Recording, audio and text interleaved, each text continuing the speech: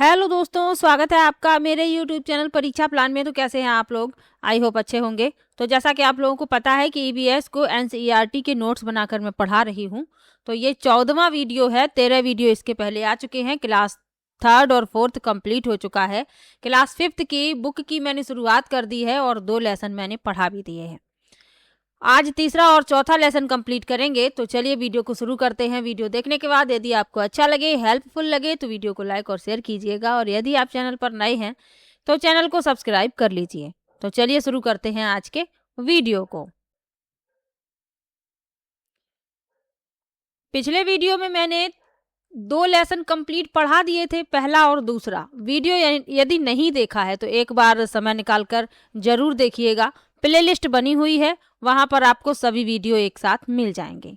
आज तीसरा और चौथा लेसन कंप्लीट करेंगे, क्योंकि एक वीडियो में मैं 2-2, 3-3 लेसन कंप्लीट पढ़ा रही हूँ, ताकि जल्दी से ये कंप्लीट हो जाए, फिर मैं इंपॉर्टेंट क्वेश्चन की प्रैक्टिस करवा सकूं।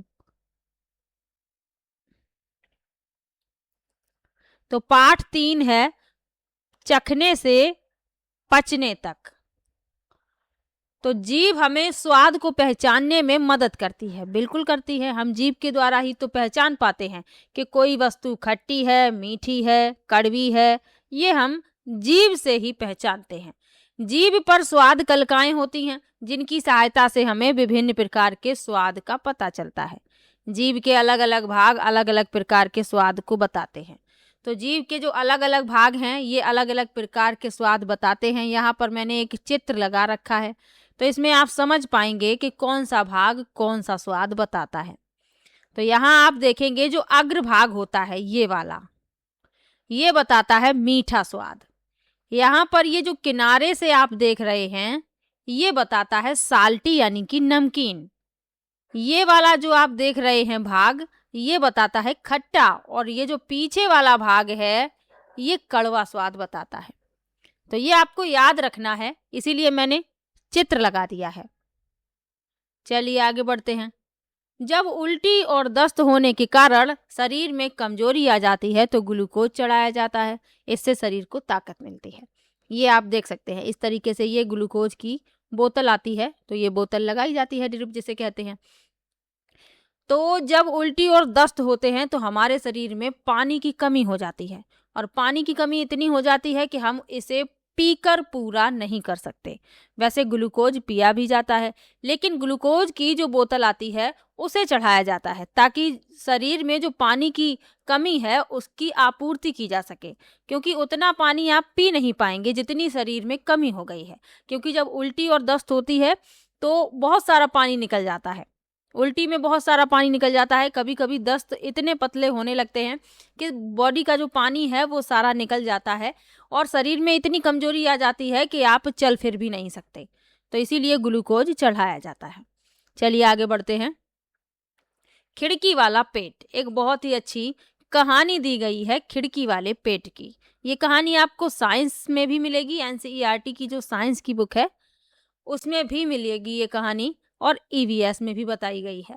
तो बात है सन 1822 में 18 वर्ष का एक फौजी पेट में गोली लगने के कारण जख्मी हुआ। उसे डॉक्टर बोमोंट के पास ले जाया गया। डॉक्टर ने मार्टिन की अच्छी तरह से मरहम पट्टी की। तो ये जो फौजी था इसका नाम था मार्टिन, और डॉक्टर का नाम था बोमोंट।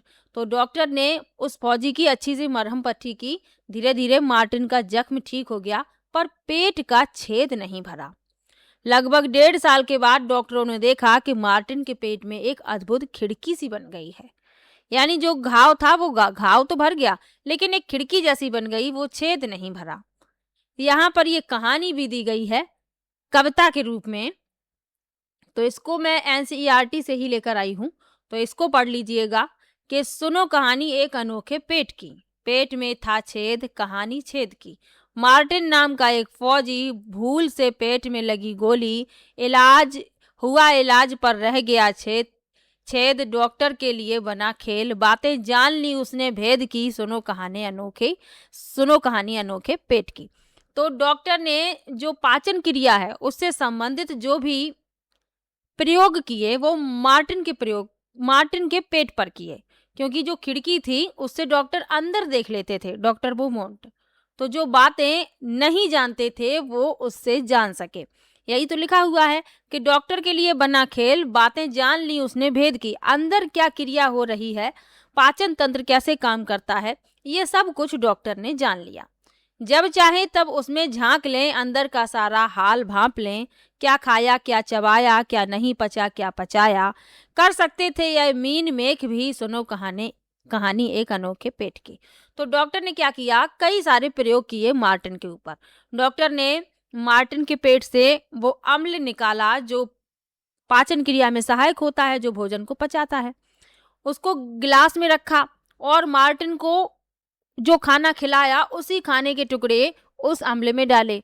फिर समय नोट किया कि पेट में कितना समय लगता है पचने में और पेट के बाहर कितना समय लगता है पचने में। तो ये सब डॉक्टर ने जाना।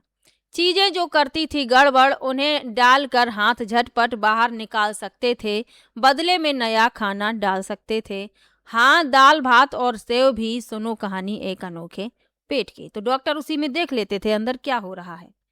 तो ये जो प्रयोग हुए हैं ये इसी आधार पर किए गए। डॉक्टर ने सब बताया कि कितना समय लगता है बाहर खाने पचने में, कितना अंदर पचने में लगता है। जब कभी भी मार्टिन गुस्सा हो जाता या नाराज रहता तो उसका भोजन जो है अच्छी तरीके से नहीं पच पाता था। ये भी डॉक्टर ने नोट किया। खिड़की जैसे छेद वाले पेट की, इसके उसके सबके पेट की कहानी यह हमने नहीं गढ़ी, बरसों पहले सच्ची थी घटी। पढ़ो कहानी एक अनोखे पेट की, पेट में था छेद, कहानी छेद की। तो ये राजेश उत्साही ने लिखी है, चकमक, अगस्त 1985 में। तो ये कोई काल्पनिक कहानी नहीं है, ये सही कहानी है बिल्कुल। तो जो प्रयोग किए डॉक्टर बोमोंट ने मार्टिन के पेट पर ही किए और उन्होंने बताया कि किस तरीके से पाचन क्रिया होती है। चलिए आगे बढ़ते हैं। इस लेसन में आपको इतना ही पढ़ना है, खिड़की वाला पेट और ये जो महत्वपूर्ण कुछ तथ्य थे। लेसन 3 जो है छोटा ही है। चलिए आगे बढ़ते हैं। पाठ 4 है, खाएं आम 12 महीने। तो आम को पूरे साल चलाने के लिए उसका अचार, आम पापड़, चटनी, टॉफी, रस आदि कई चीजें बनाते हैं। तो आप ये तो जानते ही हैं कि आम पूरे 12 महीने नहीं आता। आम एक निश्चित समय पर आता है, लेकिन पूरे साल यदि आप इसे चलाना चाहते हैं तो आम पापड़ बना सकते हैं, अचार बना सकते हैं, चटनी बना सकते हैं, टॉफी बना सकते हैं और आम का जो रस है वो तो हमेशा ही आता है। जब अचार बनाया जाता है तो उन्हें कांच के बर्तन में रखते हैं और अचार रखने से पहले कांच के बर्तन को अच्छी तरह सुखाया जाता है। यदि किसी बर्तन में थोड़ा सा भी पानी रह जाता है तो अचार खराब हो जाता है। अब यदि आप अचार रख रहे हैं तो आपको ये विशेष रूप से ध्यान रखना होगा कि अचार में नमी ना रहे। बर्तन में बिल्कुल नमी नहीं रहनी चाहिए, क्योंकि यदि नमी रही तो वो अचार जो है खराब हो जाएगा।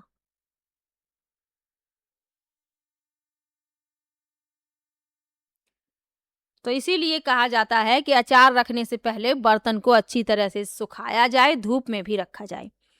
यदि नमी रहेगी तो अचार खराब हो जाएगा। आंध्र प्रदेश में आम पापड़ को मामिडी तांडरा कहते हैं।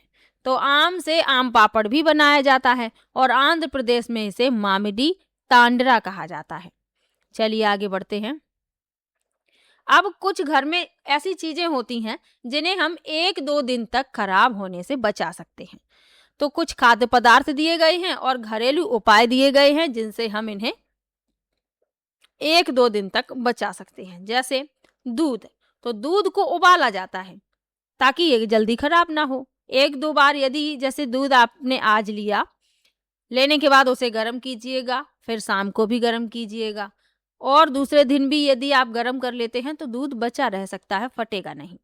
तो दूध को बचाने के लिए 1-2 दिन तक चलाने के लिए हम उसे उबालते हैं। पके हुए चावल तो एक कटोरे में डालकर पानी के बर्तन में रखते हैं। तो पके हुए चावल यदि हैं तो एक कटोरे में क्या करें, चावल को डाल लें और पानी के बर्तन में रख देते हैं तो चावल जो है खराब नहीं होते। हरा धनिया जो होता है इसे गीले कपड़े में लपेट कर रखा जाता है ताकि ये खराब ना हो। अब जो सब्जी वाले होते हैं वो इसी तरीके से तो हरा धनिया बचा कर रखते हैं, वो बोरे में रखते हैं, बोरे को पानी से भिगा देते हैं और उसके अंदर रख देते हैं लपेट कर, तो धनिया सही बनी रहती है।